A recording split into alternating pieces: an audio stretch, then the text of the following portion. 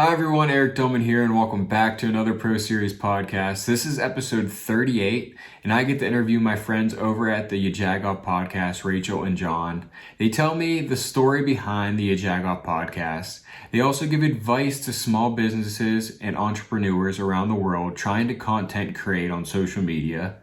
And they also end with giving details on their new gig at Q92.9 here in Pittsburgh. They have a new radio show weekdays from 7 p.m. to 10 p.m. So definitely go check it out. But before we enter the episode, please head over to wherever you listen to podcasts, subscribe, rate, and review the Pro Series podcast. And now I hope you enjoy episode 38 with Rachael and John from the YaJagoff podcast. So John and Rachael, thank you so much for joining me on the Pro Series podcast today. So excited to talk to Pittsburgh royalty right here. Please, thank you. I find that think of you. Right. No, we appreciate it. The royalty, that's saved for the people like Roberto Clemente and Willie Stargell, Sidney Crosby, don't you think? Yeah.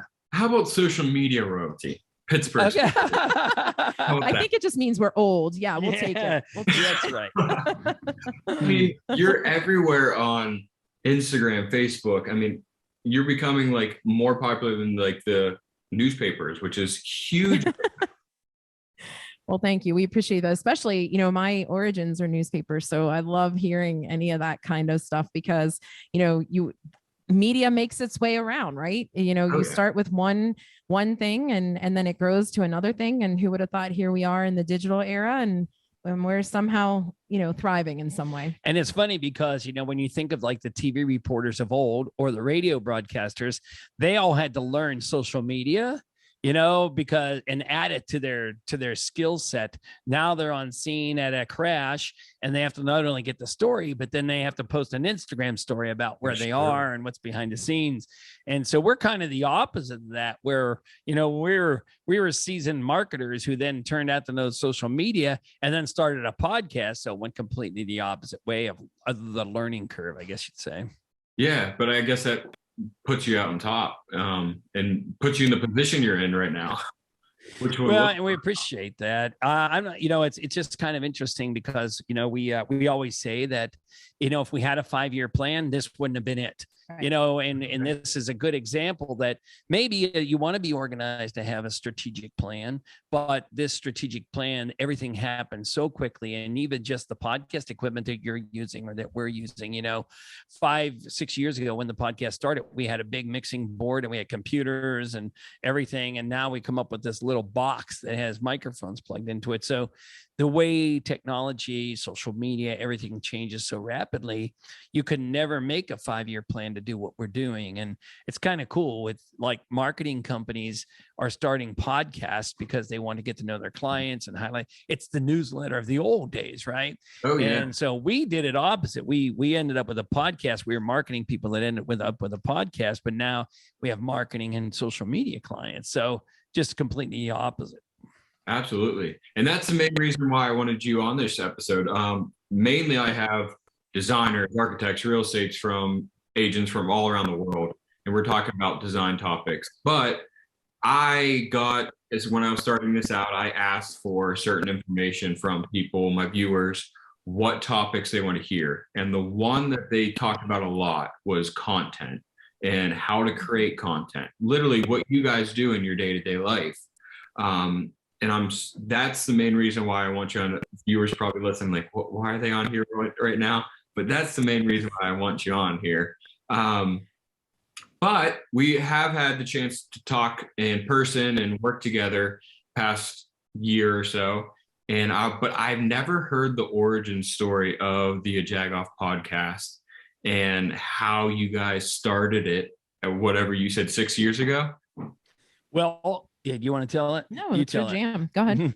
So 11 years ago on January 1st, the YaJagoff.com blog started, where it was posting pictures of people doing dumb criminals, bad politicians, bad people, bad drivers, that kind of stuff. It's kind of like a ripped from the headlines. Yeah, it was an outlet kind of thing to just kind of post and have some fun, because YaJagoff is a phrase in Pittsburgh that we use, and I know it can have a negative connotation, but it's also, if you're in Pittsburgh, you use it as a term of endearment, like, hey, how have you been, YaJagoff? that kind of thing. Yeah. And so anyway, so that's when it started. And then there's a gentleman by the name of Jason Falls, who's a internationally known social media guru about influencers and social media author. And I got a chance to meet him. He looked at the blog and just kind of wanted to know, is there something more beyond this? Is it a hobby? And his idea was, hey, you need to start a podcast. And this was 6 years ago. So thought, my standard phrase is, oh God, I didn't want one more free thing to do with my time, write the blog, you make videos. And the podcast started, and the podcast has evolved, and it's become it's weekly, as Rachel always says, 51 weeks a year. We only take Christmas off. And it used to be that people found the podcast by going to the blog. Now people know the podcast, and then they kind of sometimes find the blog humorous. So it's completely flipped. And, so that's kind of how it all started. And it's Jason Falls that, and there's actually a Hawaiian social media company, Wahine Media, that helped me push the blog along. They were teaching me about how to do social media, because I was a 40-year-old person who didn't understand Twitter. And I just, as a marketing person, how do I not know this social media? So that's kind of how, what we did. So the point is now it's the podcast, and the podcast is weekly, and, on from there, we have marketing and PR clients, and we build content. So, and when we build that content, we're fortunate enough that we have a channel of distribution for it as well. So when we put out a press release for our client, then, we put out a press, we can have that client on our podcast because it's ours, as long as we think it's entertaining to the audience. So that's the origin of it. And Rachel, you can continue with how we met. And so I think that what I would offer is that you need to find that balance of what is good content, what's content that could be usable, and how do you kind of work on it and almost categorize it, that you could kind of say, okay, this might need some help. I was actually, like I said, from the newspaper business, and then stayed home with my kids for a bunch of years, went to a PR agency to learn the PR piece of media, because it was starting to kind of cross over. In my day, media was media, PR was PR, and there was no connection. The PR people wrote the press release for the media people to pick it up, and end of story. There was no relationship. And then all of a sudden, while I was sort of home doing these odd things while I was raising my kids, this cross connection started happening, and these worlds were colliding. And so I got this job at a PR marketing agency in Lawrenceville, and learned everything that I could to really understand how it was working and just absorb what I could, and met John as truthfully one of the only podcasts, because let's face it, as I say all the time, Pittsburgh is definitely behind the times. We are not a city that, while I'm so proud of Pittsburgh, and that's our namesake, essentially. YaJagoff is an umbrella of all things Pittsburgh. But unfortunately, when it comes to like spearheading with certain things, we were never, unless it was the coal industry. And as John said, these social media platforms started emerging, and everybody had to kind of figure it out. And then this thing called a podcast was kind of doing this roller coaster, where it came and it surfaced, and Pittsburgh didn't understand what it was. Mm-hmm. But kudos to John, because, where his job was changing. So he figured out what this new platform was, and he embraced it, and he kept with it, and it grew and grew and grew. And so my job was to feed the media, and he was basically the only blogger. And so I would send him things, and we had very similar creative minds, essentially. So we worked on a couple of projects together, and we were like, I get it. This is, I used to say he and Russell Howard from the Pittsburgh Downtown Partnership were the two people that I would come home and say to my husband, I want to emulate what they're doing, because they're seasoned, they've been around the business, and they can help me prosper. And so I said to John, I'm thinking I'm leaving the agency and I'm going to go on my own. And he's like, okay. And he continued to send me jobs that, like, just in case you need this job. And I was like, perhaps you're not understanding, I'm going on my own. And then I said to him, maybe I could help you market the podcast. And he was like, nah, I'm good. He said, I take it as whatever, like you didn't want my help. His theory was, I don't know that this is going anywhere, so I don't want you to kind of go all in and be disappointed. And so we figured out, 6 years later, that he was protecting me from something that he didn't know would grow, and I was saying there's more to this than you realize. And so it was kind of this cool culmination of two like minds who had a lot to offer. And I think that the podcast grew. He'll say I'm the reason.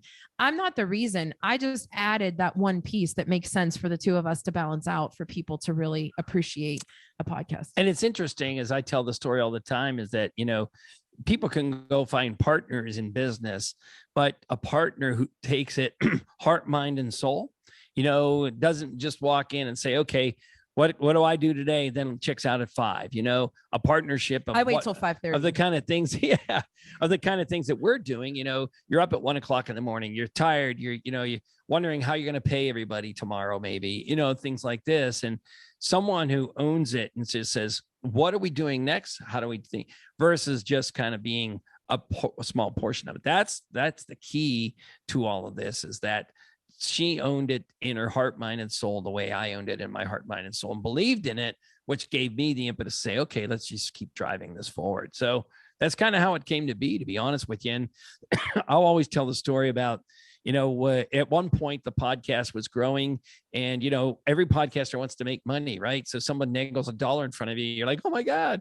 So there was a local pub, kind of a chain that, had a certain reputation, but it offered us a certain amount of money to do the podcast at their place every week.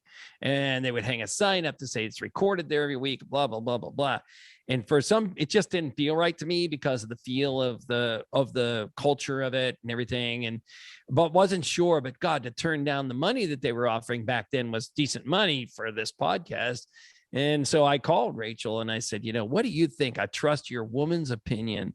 And I had a daughter, and I'm like, I don't know if I want to do this.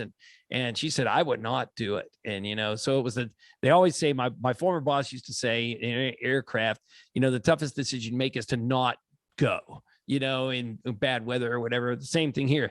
Toughest decisions, it seems, in business that you make are the things to not do something, however tempting they are. And quite frankly, it was the best decision ever made, but it kind of sealed the deal for how she thinks and how I could rely on her. So and how we would become partners.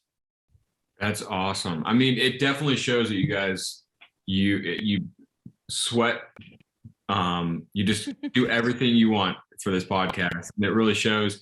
We just did an episode a little bit ago together, and I helped you get the guest and location. And when I was explaining to people the podcast, I basically told them, because I was explaining to people that didn't know what a podcast really the formation of a podcast was, and it was basically a talk show, but in a Facebook Live type form. Yeah. And a lot of podcasts aren't like that, but I think that's what sets you guys aside from being the best at what you do, is because it's more of a visual podcast that you want to actually go back and watch the videos after you listen to it, and see what those people look like, what the musical guest is doing, which I think is great. That's amazing that you guys do it that way. Well, we appreciate that. And I think that comes with a formula, and we use, I hate to use the word, but COVID really taught people, what they want to do, how they want to go about it. So many podcasts were formed out of boredom. And we appreciate that, because, we would get the question like, oh my gosh, there's quadruple the amount of podcasts there were. How does that make you feel? Well, the more the merrier, because every podcast, as you just said, is going to be different. And I don't mean it in a pompous way, but the next person's is not going to be the way ours is. And we've lasted because of the prep work. You sort of mentioned this going in, but we don't just show up with, hey, what can we talk about?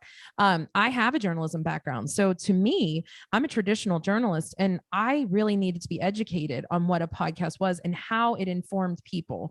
And once I realized it, I would get hit with the question all the time, well, how many do you listen to? The truth of the matter was, in the beginning, I wasn't listening to many because, again, I'm a true yinzer in the sense that it was new and I wasn't ready to tackle it. And again, traditional sense, I was reading newspapers and, figuring out by that point, social media, what was online from headlines. And to actually get into it and dive in and realize that so many people have stories to tell. And, we all hear this new, I'm a storyteller. I like to convey a story. Everyone can do that differently, and there is room for it. I just think that we are so broad and so niche at the same time that it makes sense. Pittsburgh is such a unique place. There are people who have such deep roots here that the stories never get old. We could talk to the same person and really there's going to be a different, reference to days of old or how we've grown. Like I said, coming out of the coal days and where we are now as a best food city, as a leader in technology and healthcare. Who would have thought? Yeah. And I love how you embrace other people, like you said, competition in the Pittsburgh area that have podcasts. Like myself, when I was back on in February or March, to talk about it, it just means a lot from coming from you guys to embrace other inspiring people that are looking up to you guys and your show. And, yeah. And again, it's the whole, rising tide and all that kind of stuff. But the fact is that I think it's still a small percentage of people who download podcasts. It's getting bigger, right? But there's still a large number of people who don't download podcasts. So if someone's listening to your podcast, then they might listen to ours. And we need to get those people in that routine of maybe turning off the morning radio on the way to work and turning off their Pandora or whatever else and listening to podcasts. They're used to listening to audiobooks in some way, but so now we can listen to podcasts about anything. And that's the cool part. And ours just happens to be hyper local on Pittsburgh, essentially Western Pennsylvania, because it's more than Pittsburgh, but it just happened to be our niche. And our niche is to not just sit and talk, about whatever it is. We try to take a talk show. I appreciate you say that because we take a talk show approach to it where we have different guests. We always want to highlight a local performer, musician, and all of that kind of, that gives those musicians a little bit of a play. So, we've tried to stick, and the podcast sounds completely different than it did even from when we started working on it. But we're glad the way it's evolved, and the video part of it is because we felt like we were missing something. Everybody else was doing video, right? We're like, oh my God, we got to keep up with the Joneses. The Mike and Mike, everybody has a TV show that looks like a podcast. So we had to do that. And that's kind of how it all came about. But I think it's about, Eric, you were saying this in the beginning about content creation. It's not about us. That's the biggest rule of thumb, I think, in podcasting, but also in media and journalism in general. It's not about what we like. There are plenty of interviews that going in, I thought, this is not going to interest me. And I come out saying, wow, if I can pull one piece of information out of this that I learned or that is useful, I find myself so often in conversation saying, you know what, we had so-and-so on the podcast, and I can make that connection because of that person telling a story. And I think that's the beauty of this new platform. The other cool part, from a content creation piece is that, John and I are a part of the PMP group, which is the Pittsburgh Media Pittsburgh Media Partnership out of Point Park. And, it's the Post Gazette, it's the Jewish Chronicle, it's all these different platforms in Pittsburgh who we've all grown up, getting our news from. And we were the only podcast and no one batted an eye. And I used to sit there and look around and think, these are the people I was in such envy of because they really did it. They really dug for the news. They had that mindset of being newsy.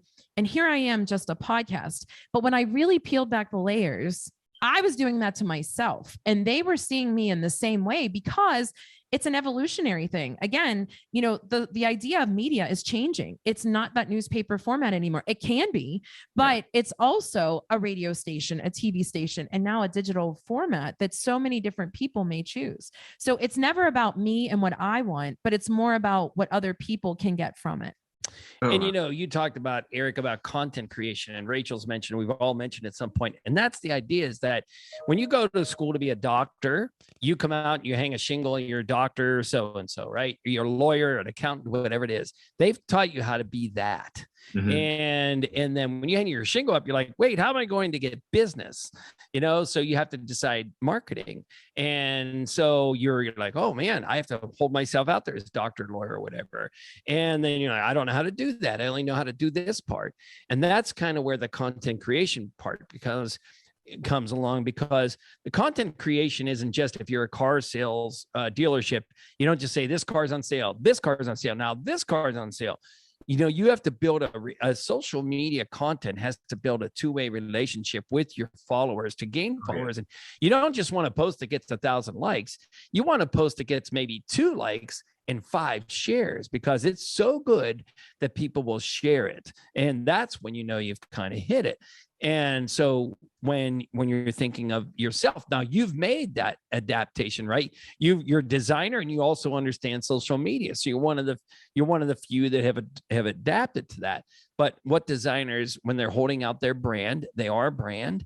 And how do they post content versus here's me with my new cabinets, here's me with my new, they have to tell stories and build a relationship with their audience. And what is that? It might be you know, daily pictures with your dog.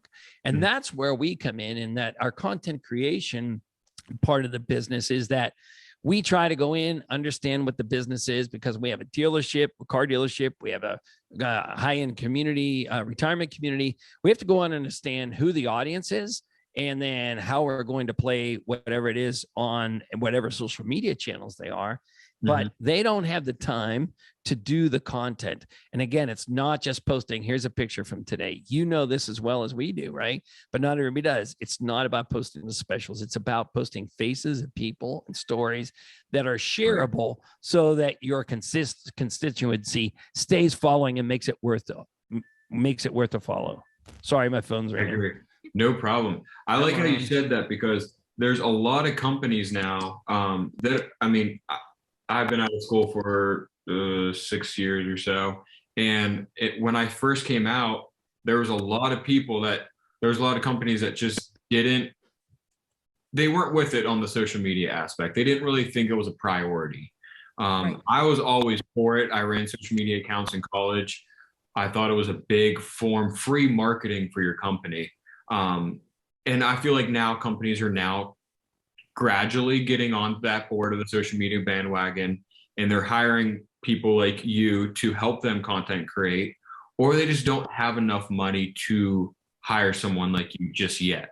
But they do have some time to dilly-dally and do stuff with it for themselves. What type of tips do you have for a company just starting out generally on what to post, how often to post, and just how they could do this by themselves until they can make enough money to hire someone? That's a great question.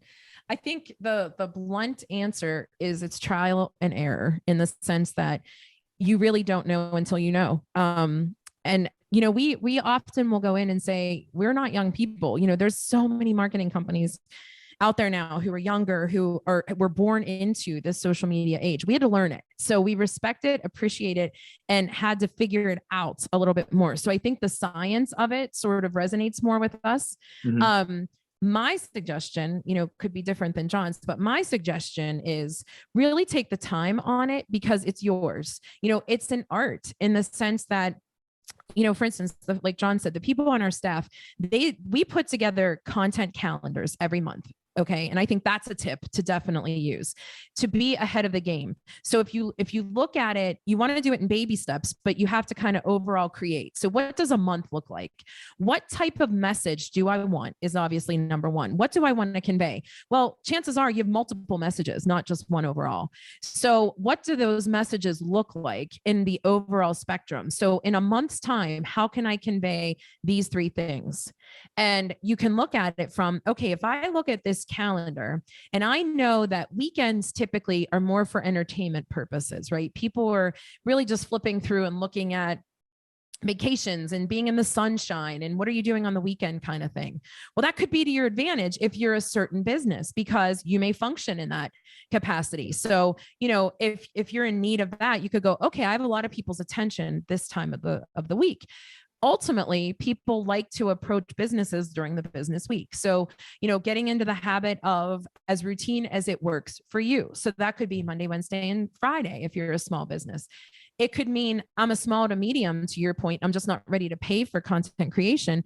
I'm going to make it my habit to post every single day. Well, as long as you have the content to do that, that would be my best advice, is to keep with it, keep it routine, keep it consistent, concise, and make sure you're getting your message out. But create what that looks like overall, and then kind of go from there and see trial and error how many days.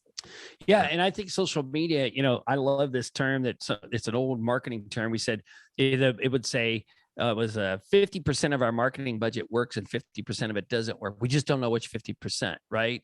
So, you can't tell if somebody's read your ad in a magazine, but you can instantaneously tell somebody who's looked at your ad or your Facebook post. So, and you'll hear all these statistics: post at 3:00. It's the best time, 3:00. Well, what if your constituency, your followers, are people that work 11 p.m. to 7 a.m.? 3:00 is not the right time. Exactly. So you kind of have to learn that. And you can learn, social media gives you that chance to post, and you see what people like a lot and you see what people don't like. And that tells you, your feedback tells you that. You don't even have to be a severely analytical person to know that. You can watch it. So that's the first thing, is, do what you know. And the second thing is, there's that silly 80-20 rule that seems to come up in every facet of everybody's life, especially marketing, but it really needs to be more about them than it is about you.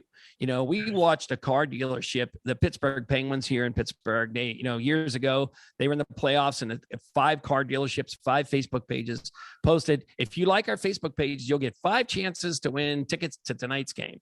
It was awesome. They got a lot of likes, but they never once followed. They had a following now. People are like, oh, listen, I liked it. And then after that, they're just like, hey, this card's on special for $100 off. They never used it to build a relationship. After they got the follow, they didn't use it to foster a relationship with the followers. All they got was the follows. So I would say, use what you know, and don't post what you think. I might be this age, but I'm looking for this age to follow me. Make sure the content is appropriate for that age versus what you like to post. You don't know whatever the demographics are going to be for your design. If it's older, you're skewing older. If you're skewing younger, you have to make sure that the content you're posting about songs, dogs, lifestyle, it all has to be in line with what your followers want. That's, you have to think about that a little bit. So, don't follow all the rules, but take suggestions. And we always say, go with what you like. Even when you're building a website, figure out what websites you like and why they work for you and how they work. And then remember, it's not about you liking your website. It's about how your user's going to use it and how your user is going to read and consume your social media.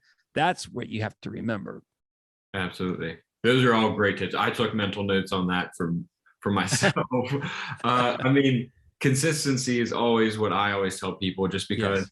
In the beginning, there's posts that I put so much thought into, and I'm like, and I post it and it doesn't do as well as I thought, but the ones I put like no thought into, they yes. do super well. So yes. It's exactly trial and error. And that's what I've learned throughout the years. So just keep posting consistently and you'll get a following and be yourself. Agreed. It's definitely, yes. And it's perseverance. That's what people say, like, oh my gosh, like, you guys, we didn't quit. We really didn't. Even there were times that we were like, this promotion didn't go well. This, event was not the best we would have liked. Well, you have to move on, because if not, you're then stop and figure something else out. But I think it was the perseverance of, John always jokes, we do this Beavis and Butthead meme of Chris Collinsworth every time the Steelers play and Chris Collinsworth is broadcasting. Yeah. I am talking hundreds of shares of John saying, doesn't he look like Chris Collinsworth? He'll do like a split screen.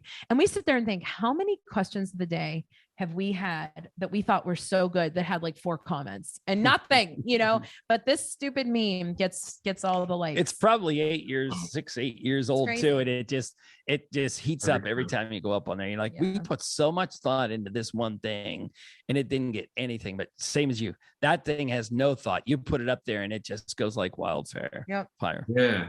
Yeah. Well, as you talk about perseverance and working hard, I want to bring up your new gig that starts next, or will started this past Monday, June 6th. Tell us all about that, and what we could expect from it. Well, we don't know. We don't know what you can expect. Don't set your expectations too high yet, because it's a new endeavor. So, Eric, honestly, we've said this to you before. We appreciate how you appreciate the industry. You appreciate the grind. You appreciate, what the art of the industry is. We looked at it. It was serendipitous in the sense that we looked at each other, and Pittsburgh in particular does, I'm sure, just like other markets, best of, right? So there's a city paper best of, there's a Pittsburgh Magazine's best of, and we are so fortunate. We're not downplaying it, but we're always nominated. And basically, if we decide to throw our hat in the ring by saying thank you to this person and this person for nominating us, we're in. We win it. And we are so lucky for that, because that's the kind of support system that we have. And that's what, lets us continue to grow. We looked at each other and said, it's been done. So what is next? Because our longevity can only be our longevity for so long. And this opportunity truly came to be in the sense that it's on Steel City Media, and it's called 92.9, Q92.9. And they wanted us to do what they call a pod to broad opportunity. So they want to trial and error a podcast on air, because, there's always debate. Is radio, kind of declining and podcasts increasing? Mm-hmm. Don't know. Again, it depends on the person, right? Yeah. Is there a demographic of people who prefer to still turn on their car radio and not understand how to download a podcast? Perhaps. Is there still the need to turn that radio on that's not satellite and it's more local here? And so we were very fortunate, because our content is so niche to Pittsburgh that it aligned with their mission of Steel City Media. And they want us to basically continue talking about all things Pittsburgh from 7 to 10 p.m. Monday through Friday. Eastern time, since we don't know what time zone your listeners are in. Yeah. And you could download it on the Q92.9 app, by the way. But the cool part is that they're bucking the system, and that radio has been cutting costs. And, there are a lot of overnights and the evenings they're not really talent on. They're just voice tracked, or they're syndicated. Yeah. And so this is the first time in a while that there's going to be, other than talk radio here in Pittsburgh, that there will be people talking on the radio in real time, talking about whatever the weather is, the traffic, or, in just basically living that hour while you're living that hour in Pittsburgh. So it's kind of cool. But beyond that, it's the stories of Pittsburgh, right? It's the ice curator at PPG Paints Arena. It's Eric Dillman, who, is kind of moonlighting as a designer and a podcaster. Things like that people really want to know. Wow, I could do that. And they could be listening to this, and they can hear these stories in a little bit longer form. That's the part of the pod to broad idea, is that they still play music. They'll play less music. They'll play more of us talking, but not as much as a talk show. So there's a little bit of a mix. And so that's kind of what's kind of cool about it. Will the podcast still go on Saturday mornings? Oh, yes. Yeah. Yeah. Are you in my family? Yeah, I know. We keep saying, like, the only thing that changed, there was no change other than we just added this piece to it. And, honestly, disclaimer, my husband and I have had this conversation a couple of times as January approached. And I said, this is year 5 of the balance of the marketing company with the podcast. And I said, they, whoever they is, say year 5 is the crucial year.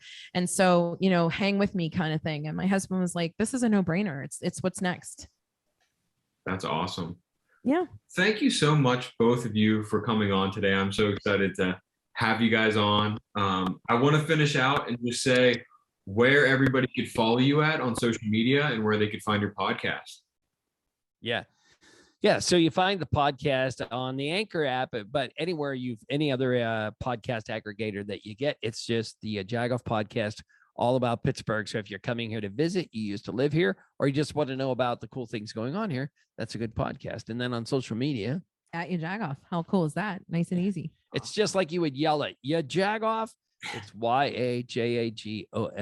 And it's the same, crazy enough, but it's the same on every channel. Awesome. Thank you so much, Rachael and John, for hopping on today. And hopefully everybody listens to you on 92.9. That was a good plug. Thank well you. done. We appreciate you. Thank you, Eric. You're welcome.